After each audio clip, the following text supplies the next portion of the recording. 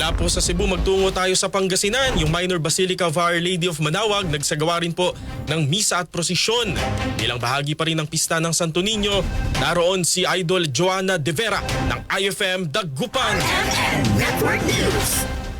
Nagsagawa ng misa at prosesyon ng simbahan ng Minor Basilica of Our Lady of Manaoag kahapon bilang bahagi ng selebrasyon sa kapistahan ng Santo Niño. Isinagawa ang sunod-sunod na misa mula alas 5 ng umaga hanggang alas 4:30 ng hapon. Daang-daang mga deboto at bisita ang dumayo upang makimisa sa nasabing simbahan, lalo na at araw ng linggo, upang ipanalangin ang kanilang mga kahilingan.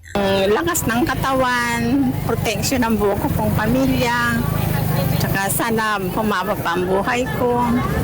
Yun lang po. Isinagawa rin ang Eucharistic celebration kasunod ng solemn procession bandang alas 5:30 ng hapon. Nagsimula ang debosyon sa Santo Niño noong 1521 nang ibigay ni Ferdinand Magellan ang imahe ng Santo Niño kay Reyna Juana ng Cebu matapos siyang mabinyagan. Ang imaheng ito ang itinuturing na pinakamatandang relikyang Kristiyano sa bansa. Kasama mula rito sa IFM Dagupan, ito si Idol Joanna De Vera, Tatak RMN.